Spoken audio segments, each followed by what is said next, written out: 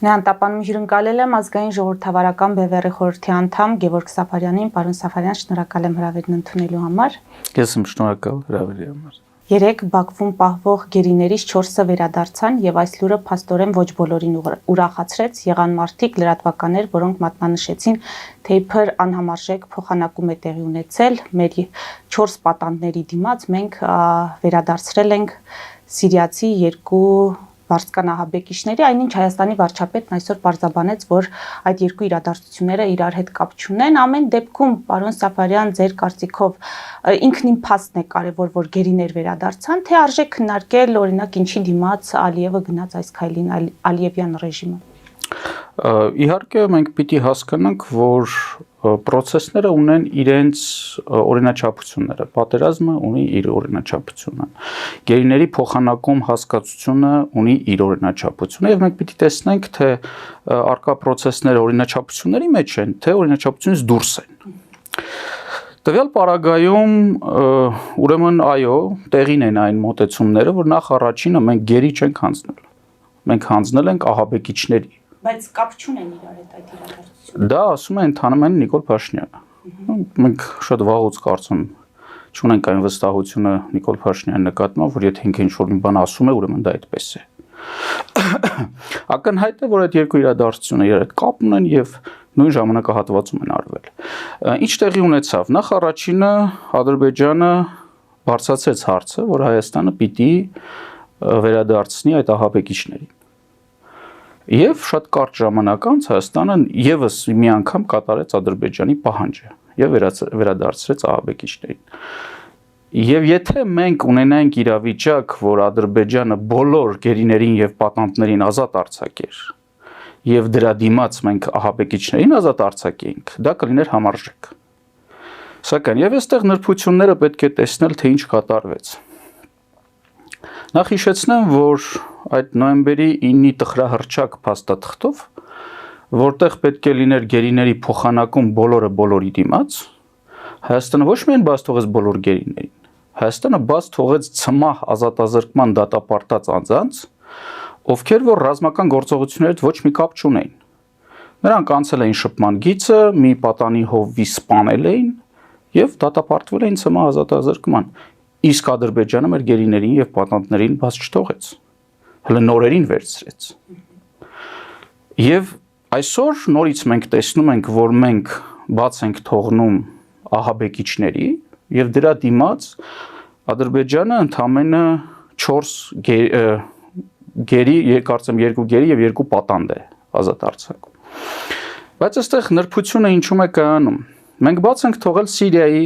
Սիրիայից Արցախ Թուրքիայի կողմից Արցախ բերված ահաբեկիչների։ Սրա դիմաց Ադրբեջանը ազատ արձակեց Լիբանանահայ կարծեմ կամ Սիրիահայ մեր հայրենակցին, սրանով ակնարկելով,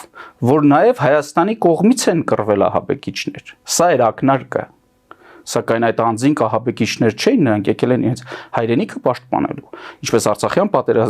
նախորդ պատերազմի ժամանակ բազմաթիվ անձինք, ինչպես Մոնթե Մելքոնյաններ, Ժիրայր Սեֆիլյաններ, մի շարք այլ անձինք Սփյուռքից եկել եւ պաշտպանում են իրենց հայրենիքը։ Եվ այստեղ ըստ էության Նիկոլ Փաշինյանի ձեռամբ Ադրբեջանը կարողացավ այս ակնարկը մտցնել,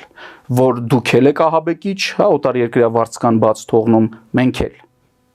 Սրա հետ մեկտեղ ինչի է շահագրգռված Ադրբեջանը եւ Թուրքիան, որպեսզի այդ ահաբեկիչները չլինեն Հայաստանում, որովհետեւ դա վառ ապացույց էր, որ Արցախյան պատերազմում օգտագործվել են վարձկան ահաբեկիչներ եւ դա այսպես հանցագործության ապացույցն էր, այդ մարդկանց արկայությունը Հայաստանում հանցագործության ապացույցն էր եւ այս հանցագործության ապացույցից էլ Հայաստանը հրաժարվեց։ Հիմա պարոն Սաֆարյան, օբյեկտիվ իրականության մեջ անհամարժեք փոխանակման, եթե դուք դա ամեն դեպքում համարում եք փոխանակում անհամարժեք փոխանակման բազմաթիվ դեպքեր կան։ Հիմա ինչ մեզ համար այդ երկու ահաբեկչի մասնախոսքը պատմության ընթացքում տարբեր երկրների գերիների փոխանակման անհամարժեք օրինակներ կան եւ հիմա այդ երկու վարձկաների շարունակաբար բանտում պահելը մեզ ինչ օգուտ էր տալու, եթե ես արդեն ասեցի ինչի մասնախոսքը։ Իսկ այդ ակնարկը այսօր ում է հետաքրքիր։ Լավ, այսպես ձևակերպեմ Նայեք, այո, սա շատ կարևոր է։ Իսկ արդյոք մենք պիտի դրան նայենք այսօրվա կտրվածքով, թե նաև պիտի նայենք վաղվա կտրվածքով։ Ում է հետաքրքիր, որ Ադրբեջանը եւ Թուրքիան մեր դեմ ահաբեկիչներ են օգտագործել, ոչ մեկին հետաքրքիր չէ, որովհետեւ Հայաստանի իշխանությունները դրա մասին չեն բարձրացել։ Հայաստանի բնակչության հասարակության բացարձակ մեծամասնությունը անգամ չգիտեր, որ Հայաստանում ցմահ ազատազրկված ահաբեկիչներ կան, որովհետև Հայաստանի իշխանությունները այս խաղաթքարտը չեն օգտագործում։ Եվ եթե մենք նայում ենք այսօրվա կտրվածքով, այո, այսօրվա իշխանությունները ամեն կերպ Թուրքիայի եւ Ադրբեջանի կատարած հանցագործությունները կոծկում են։ Չէ, իմ հարցային մասին էր, որ Ադրբեջանի ակնարկը այսօր ում է հետաքրքիր, եթե այդ ակնարկը իսկապես արվել է։ Այդ ակնարկը արվել է միանշանակ, դա փաստ է, բայց ում է այսօր հետաքրքիր։ Հնարավոր է այսօր ոչ մեկին հետաքրքիր չի, որովհետև Հայաստանը այդ հարցը չի բարձրացնում, բայց այդ հարցը Հայաստանը կարող է վաղը բարձրացնել, որ խնդրեմ, նախ առաջին Արցախում տեղի է ունեցել ցեղասպանություն,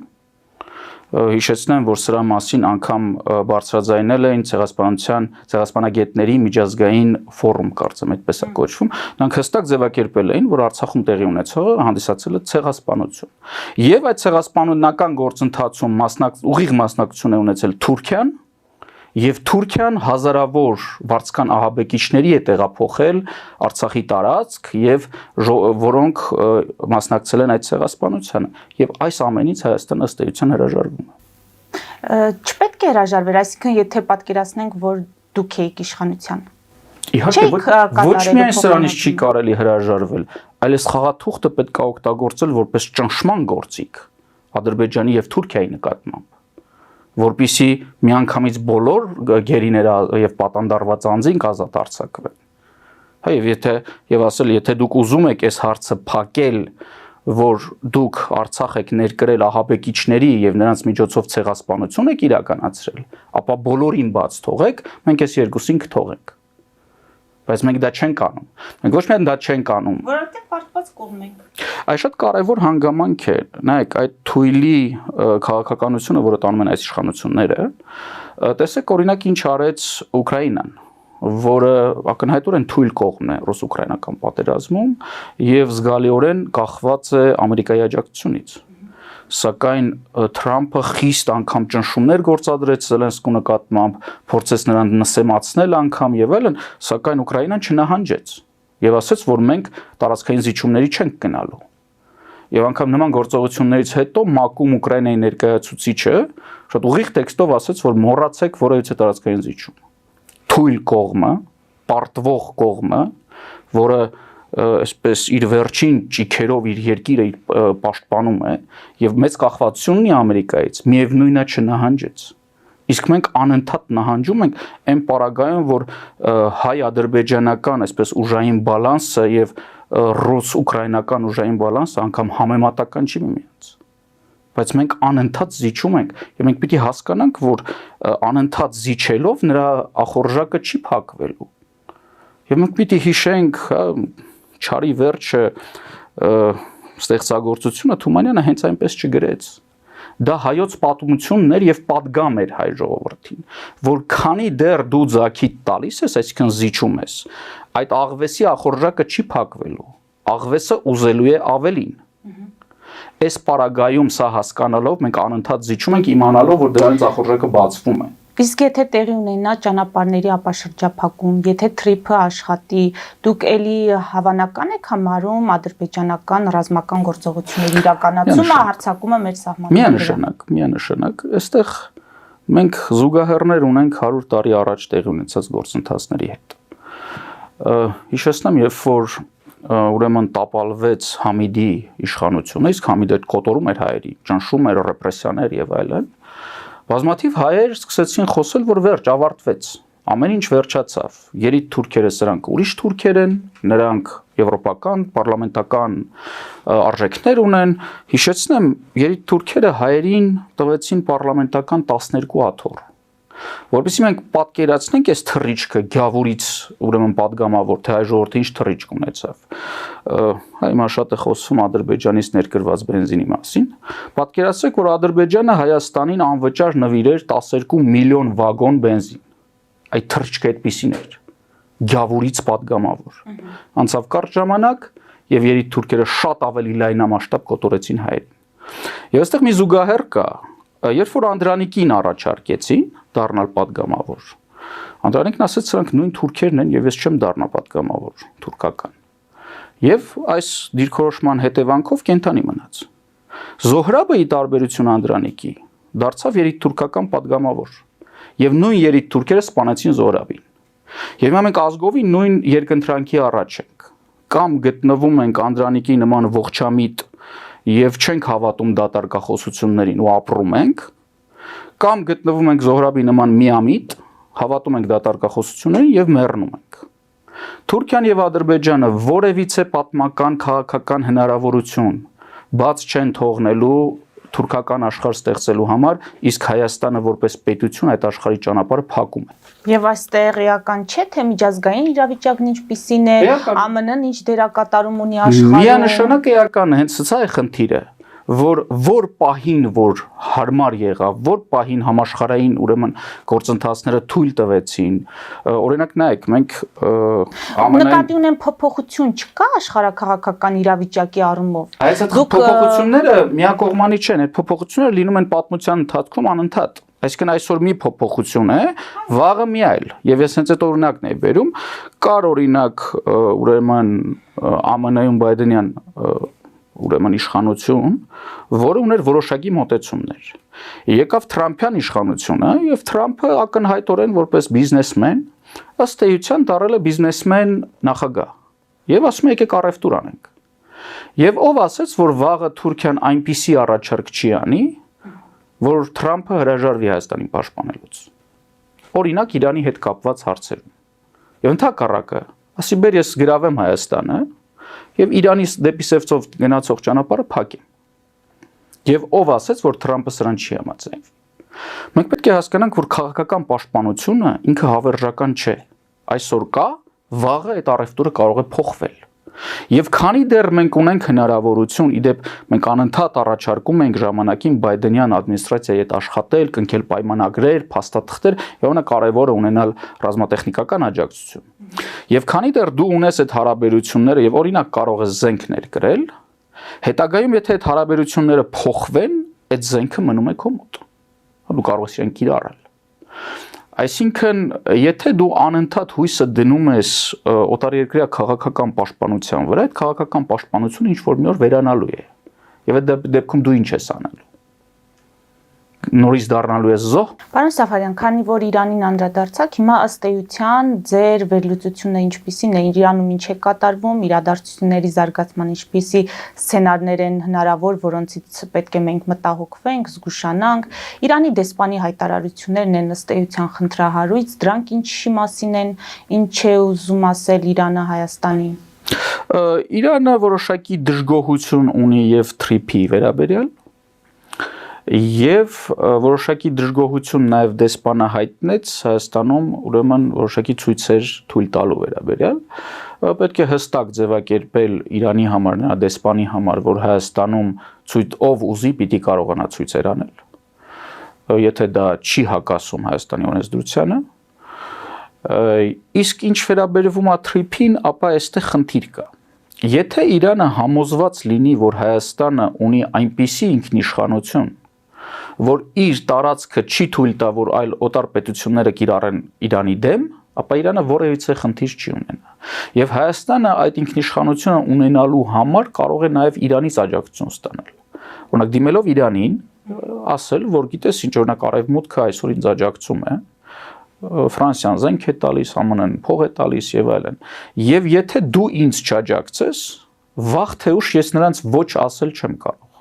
Եվ նրանք իմ տարածքը օգտագործելու են քո դեմ։ Այ որpիսի ես նրանց կարողանամ ասել ոչ, ուրեմն դու էլ պիտի ինձ աջակցես։ Հիմա այդ աջակցությունը դուք ինչպես եք պատկերացնում։ Դա կարող է լինել եւ տնտեսական, եւ ֆինանսական, եւ ռազմական, եւ քաղաքական։ Դա միջպետական հարաբերություններն են։ Ռազմական աջակցությունը ո՞րն է։ Զենք զինամթերքի մատակարարում Հայաստանին, օրինակ։ Իրանը ունի հզոր ռազմարտությունաբերություն, կարող է արտադրել բազմաթիվ զինատեսակներ։ Իրանը խոշոր պետություն եւ նաեւ ունի զգալի քանակությամբ գումարներ, հիշեցնեմ, որ Իրանը Սիրիայում ահռելի գումարներ էր ծախսում սիրիական պատերազմի ժամանակ։ Իհարկե չէր ծախսում դա Սիրիայի համար, ծախսում էր իր շահերի համար։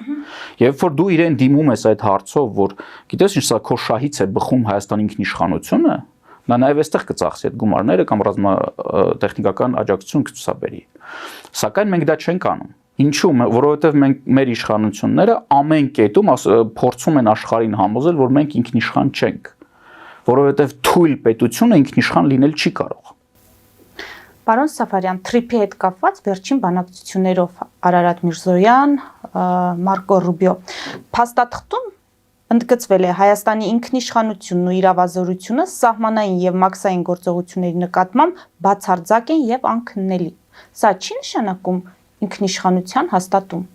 Սա չի նշանակում, որ Հայաստանի տարածքը չի օգտագործվելու Իրանի դեմ։ Ոչ, միանշանակ չի, այդ հարցով միանշանակ չի նշանակում։ Նայեք, նորից օրինակը մենք ունենք, երբ որ ուրեմն Գյումրիում տեղի ունեցավ այդ ողբերգական դեպքերը եւ ռուսին ծառայողը սպանեց մի ամբողջ ընտանիք, նա ինչ արեց, նա գնաց դեպի հայ-թուրքական սահման, ձերբակալվեց ռուս սահմանապահների կողմից եւ չհանձնվեց Հայաստանի Հանրապետությանը։ Այնինչ նրանք պարտավոր էին սահմանահատ հանցագործին, որևիցե հանցագործին հանձնել Հայաստանի Հանրապետությանը ըստ պայմանագրերի, բայց նրանք չհանձնեցին։ Այսինքն միշտ չի, որ իրականությունները, որը որ կան թղթի վրա, առկա են նաև իրականում։ Երբ որ դու որպես պետություն այսօրվա իշխանությունները ամեն կերպ տեղին անտեղին հայտարարում են, որ մենք կարողանում ենք մեր ինքնիշխանությունը պահել եւ Ադրբեջանը չի կարողանում գալ մեզ գրավել, որովհետեւ կա թրիփը։ Այսպիսի պայմաններում վաղը եթե նման միջադեպ կամ որևիցե այլ տեսակի միջադեպ լինի եւ ամերիկացի ներկայացուցիչները այդ տարածքում օրինակ այդ անձին չհանձնեն Հայաստանին, Հայաստանը ինչը նոտա է ուղարկելու ԱՄՆ-ին, թե վարչապետը զանգելու է Թրամփին, որովհետեւ արդեն բանի հերոսի համար ունի։ Հասկանում եք, այստեղ շատ կարևոր է Հայաստանի ինքնիշխան դիրքը, այս իշխանությունները ինքնիշխան դիրք ցույց չեն տալիս։ Այս իշխանությունները այսպես ձեռքերը դողալով են խոսում, երբ որ խոսում են Ադրբեջանի կամ Թուրքիայի մասին։ Այսինքն նրանք ինչ են ասում, ասում են, որ Ադրբեջանը կարող է գա մեզ գրավել։ Որպիսի դա չլինի, ոչ թե եկեք մեր պաշտպանությունը հզորացնենք, զինենք հանրությանը, պատրաստենք հանրությանը, ոչ թե սա, այլ եկեք գնանք խնդրենք այս կամ այն պետությանը, որ նա գա վերահսկողություն իրականացնի մեր երկրի որոշակի տարածքում, որպիսի Ադրբեջանը մեր վրա չհարձակվի։ Եվ այստեղ հարց է առաջանում։ Իսկ որ եթե այդ պետությունը վաղը մյուս օրը գնա այս տարածաշրջանից, օրինակ ԱՄՆ-ն ինչ որ ժամանակահատված գտնվում էր Աֆղանստանում, հետո իր աշխարհակաղակական դիրքորոշումը փոխվեց եւ նա դուրս եկավ Աֆղանստանից։ Դե թրիփի դեպքում կարծես թե 49 տարի գտնվելու են Հայաստանում։ Նախ ինքնին դա խնդրահարույց է, ես հիշեցնեմ, որ երբ որ նմանատիպ պայմանագիր կնքվում էր ռուսական ռազմաբազայի պարագայում, մենք բոլորս ուրեմն չենք ուզում նման ժամանակահատվածներ, ես չեմ ասում, որ այստեղ նույն համեմատությունն է, այստեղ բացարձակ ուրիշ խնդիր է, բայց ցանկացած դեպքում, եթե կողմերից մեկը չուզենա, որ այդ պայմանագիրը շարունակ կամ պայմանները, գետնի վրա պայմանները շարունակվեն 50 տարի, չի շարունակվի։ Հիմա ասենք ԱՄՆ-ն ինչ որ մի օր չուզենա, որ այդ պայմանները շարունակվեն, չի շարունակի ուղղակի։ Նորից եմ կրկնում, մեր ինքնիշխանությունը պետք է ապահովենք մենք, այո, նաև դիվանագիտական կապերի միջոցով, այո, նաև դաշնակիցների միջոցով, բայց երբ որ մենք հրաժարվում ենք մեր ինքնիշխանությունից, ասում ենք թող թրիփը պաշտպանի մեր ինքնիշխանությունը, այն պահին, որ թրիփը չպաշտպանես, մենք այդ ինքնիշխանությունը կկորցնենք, այսինքն կկորցնենք տարածքը ֆիզիկապես։ Կանդրադառնանք իհարկե իշխանություններին, պարոն Սաֆարյան, Սոլովյովի հայտարարությունները ձեր կարծիքով ինչի մասին են, դրանք զգուշացում են, դրանք գործողության կոչ են, ինչ է կարծում։ Չէ, գործողության կոչ համարելու համար մենք պիտի համարենք, որ Սոլովյովը անկախ առանձին ինչ-որ մի անձ է եւ կոչ է անում Կրեմլին կատարել գործողություն, դա այդպես չէ։ Սոլովյովը Կրեմլի խոսնակն է։ Եվ սա հերթական կրեմլյան հոխորտանքն է, որին գիտեք ինչ հայ հասարակության մեջ այսպես շատ բուրըն են արձագանքում, այդ թվում նաև արձագանք եղավ պետական այս կամ այն պաշտոնյայի կողմից, բայց Սոլովյով, եթե չեմ սխալվում, պետական պարգևի կրող է, բայց նրան չզրկեցին այդ պարգևից։ Հա, կարծեմ նա նաև Հայաստանում persona non grata չի հայտարարված, եթե չեմ սխալվում։ Այսինքն այստեղ Սոլովյովի խնդիրը չի, այստեղ խնդիրը հայ-ռուսական հարաբերություններին են։ Եվ եթե մենք արձանագրում ենք, որ Ռուսաստանը հերթական անգամ, հա, Կրեմլը նման ձևով մեզ որոշ բաներ է ուզում հասկացնել, սակայն մենք մնում ենք հապկում, սակայն մենք մնում ենք ԱՊՀ-ում, հա, մենք մտնում ենք ԵԱՏՄ-ում, որտեղ մենք ունենք հստակ պարտավորվածություններ, որի տակ ստորագրել ենք։ Հասկանում եք, եւ հստակ մեխանիզմներ են գործում։ Ֆինանսական բնույթի, ռազմական բնույթի եւ այլն։ Եվ այսքանից հետո հասկանալով այս իրավիճակը մենք դե յուրե եւ դե ֆակտո մտնում ենք ըստ էության ռուսական զոնայում, դրանից հետո ինչ որ պետական պաշտոնյաներ կվիրավորեն Սալավյովին, չեն վիրավորի, դրանից իրականությունը չի փոխվում։ Մենք վերջի վերջո այդ դուքյանական պետական կառավարումից պիտի հրաժարվենք։ Հասկանում եք, պետական կառավարումը ունի իր օրինաչափությունները։ Հա, եթե դու ինչ-որ միտեղ Facebook-յան, ինչ-որ պաշտոնյա Facebook-յան ինչ-որ վիրավորանք գրեց Սալավյովին, դրանից պետական հարաբերություններում ոչինչ չի փոխվում։ Իսկ հատուկ գործողություն անցկացնելու հնարավորությունը ինչպես է գնահատում Ռուսաստանը ունի այդ ռեսուրսը, որպեսզի իր ազդեցության գոտում գտնվող երկրներում ինչպես Ուկրաինայում իրականացնի հատուկ գործողություն չակերտավոր իրենց բնորոշմական հնարավորությունների մասին, թե գործողությունները անվանում են հատուկ գործողություն, բայց ըստ էության պատերազմ են վարում։ Հիմա չգիտեմ Հայաստանի նկատմամբ ունի հնարավորություն, խոսքը գնում է ռազմական հնարավորություն, թե քաղաքական։ Իրենք հատուկ գործողություն ինչպես են պատկերացնում։ Հատուկ գործողությունը ունի ռազմական կոմպոնենտ եւ քաղաքական։ Դե հիմա ես չեմ կարող կռահել, թե Սոլովյովը կոնկրետ որ մասով նկատի ունի հատուկ գործողություն ասել։ Մենք ենք հատուկ գործողություն ընդհանուր առմամբ, ռազմական կոմպոնենտով ցավոք սրտի ունի, որովհետեւ մենք պատրաստ չենք մեր երկիրը պաշտպանելու, որովհետեւ մեր իշխանությունները չեն պատրաստվում որովհետեւ դիմակայության։ Ադրբեջանի միջոցով։ Կարող են եւ ուղիղ անել, եթե տեսականորեն։ Ուղիղ ինչպես։ Ինչպես Ուկրաինայում։ Ռազմական ներխուժում իրականացնեն Հայաստան։ Տեսականորեն դա կարող են անել։ Քաղաքական իրավիճակը աշխարհում եւ Ռուսաստանի շուրջ դա այնքան էլ թույլ չի տալիս իրեն, որովհետեւ ինքը բավականին խոցված է արդեն Ուկրաինայի հարցով եւ դեռ սրատակից չի կարողանում դուրս գալ։ Հիմա խնդիրը նրանում չի, որ Սալավյովը ինչ որ նման անհեթեթություն է դուրս տվել։ Հասկանում եք, խնդիրը նրանում է, որ մենք չենք պատրաստվում որևիցե դեպքում դիմակայելու, տվյալ դեպքում Ռուսաստանի, օրինակ ենթադրյալ հարձակմանը Թուրքիայի կամ Ադրբեջանի, մենք անընդհատ զբաղվում ենք դեմագոգիայով, մենք ի նկատի ունեմ մեր իշխանությունները,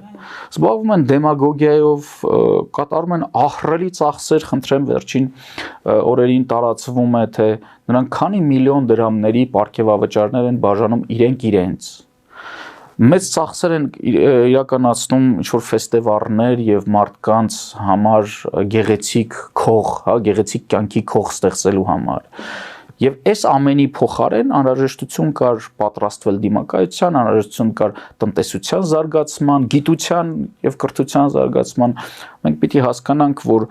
մեր օրերում այն պետությունները, որոնք չունեն գիտական հենք, այդ պետությունները դառնում են 4-րդ աշխարհի պետություն։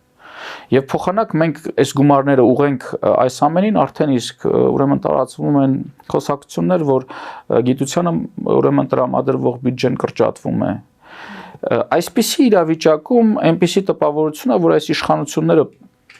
մոտեցում ունեն, դե Հայաստանը ինչքան կա, մենք այդքան ժամանակ պարգևավճար ստանանք,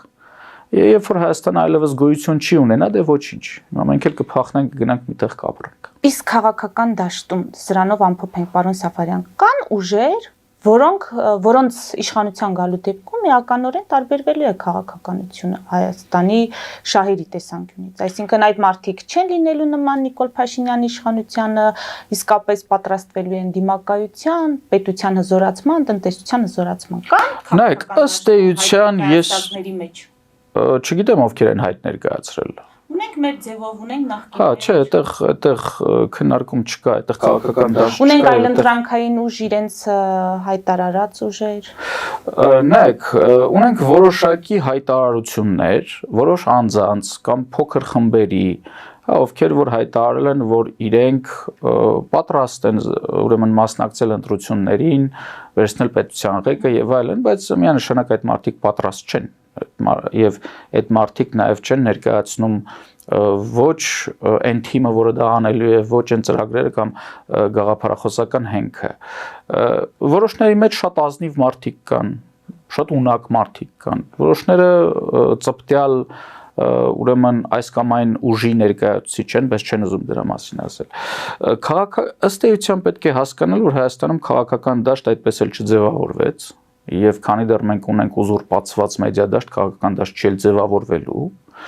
եւ ինչպես նախկինում, այնպես էլ հիմա ես չեմ տեսնում բացի ազգային ժողովրդավարական բևեռից երկրորդ որևիցե ուժ, որը ուզում է Հայաստանում իրականացնել հեղափոխություն, որը ի դեպ հանրային պահանջ է։ 2018 թվականին այս խումբը, հա, նիկոլական խումբը հեղափոխություն բառը կիրառեց, որովհետև նա հասկանում էր, որ դա հանրային պահանջ է, բայց բովանդակության մեջ ոչ միայն հեղափոխություն չիրականացրեց, այլ հակահեղափոխություն իրականացրեց, որի ընթացքում ոչ միայն 30 տարի հայ ժողովրդին կեղեքած մարդիկ չհայտնվեցին բանտերում, այլ հայտնվեցին ազգային ժողովում։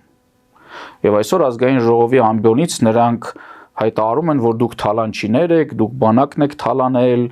դուք մեղավոր եք, որ Արցախը մենք կորցրեցինք եւ այլն, բայց այդ նույն մարդիկ հրաժարվում են լյուստրացիա իրականացնելու, որպեսզի այդ թալանչիները, այո, հանցագործները ոչ թե հայտնվեն ազգային ժողովում, այլ հայտնվեն բանտում։ Ինչի, որովհետեւ այդ մարդիկ իրենց պետք են ազգային ժողովում, որովհետեւ ազգային ժողովում իրենք կարող են այդ մարդկանց ասել դուք թալանչի եք եւ ճիշտ են ասում։ Այսինքն ըստ էության պաշտպանում են նախկին իշխանությունը սևերին, պաշտպանում են, որպեսզի իրենք սև ֆոնի վրա սպիտակեն։ Դե Փաշինյանն ասաց, որ Հայաստանում քաղաքացիները կարող են իրականացնել հեղափոխություն եւ չկա մի ուժ, որը դա կկարողանա կասեցնել, եթե ցանկություն լինի։ Նախ ինքը ամեն կերպ դա կասեցնում է, հիշենք մարդկանց նկատմամբ նռնակներ շպրտեցին, ահռելի զորքեր են պահում, ոստիկանական, որոնց անունը փոխեցին, գրեցին ոստիկանական գվարդիա։ Այսինքն ոստիկանական զորքը այլևս զորք չի, այլ անունը գվարդիա է, որոնք ըստ էության պարապության են մատնված, որոնք հազարավոր մարդիկ են, ոստիկանության աշխատակիցներ են, որոնք ոչինչ չեն անում, որևիցե գործառույթ չունեն։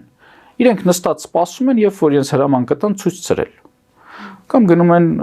ուրեմն ժամանակին պազիկներով էին կանգնում կառավարության շենքի հետևում, հիմա գազելներով են կանգնում։